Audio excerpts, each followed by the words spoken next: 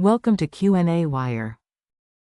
So in this example, we have this sample here of argon and helium gas in the same container, and they're at a temperature of 150 degrees Celsius.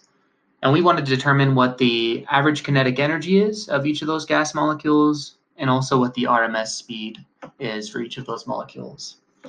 So first, we should recall that the average kinetic energy for an ideal gas is equal to 3/2 Boltzmann's constant times the temperature. So the average kinetic energy is actually independent of the type of molecule for our ideal gas equations here.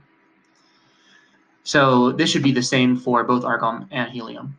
So if we convert the temperature up here to Kelvin before we perform our calculation, that'll be 150 plus 273.15 K is 423.15 Kelvin.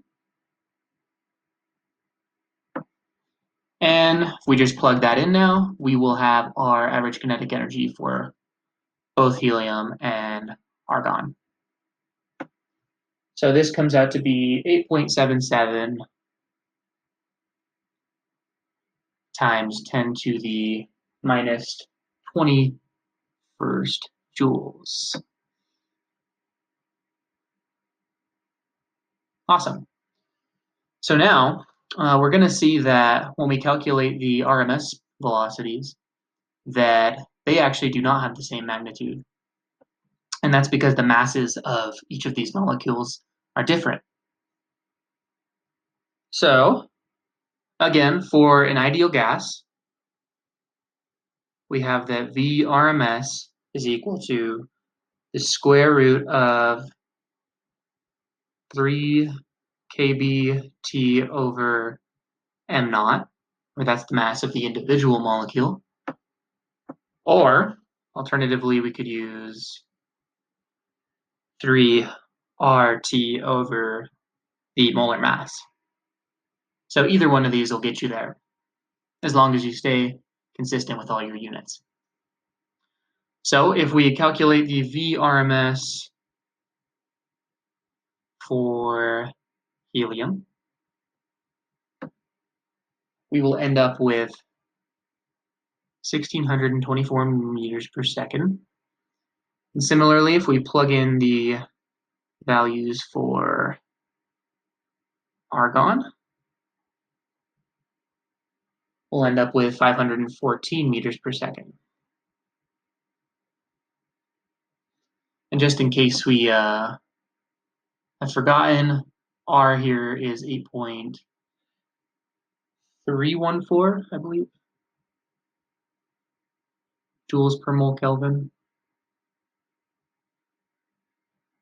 And the Boltzmann constant is 1.381 times 10 to the minus 23. And the units are always a mess on this, yeah. Kilogram meters squared per second squared Kelvin. Awesome. So let's see if these results make sense. We got that the root mean squared velocity for helium is much higher than that for argon. And this makes sense because if the temperature determines the kinetic energy, think of mechanics, right? Kinetic energy is 1/2 mv squared. If temperature determines the kinetic energy, and these both have the same kinetic energy on average per molecule, then if the mass is much, much greater, then we will require a smaller velocity to have the same kinetic energy. So these results are consistent. So there you have it. We determined the average kinetic energy and the root mean squared velocity of a sample of argon and helium gas.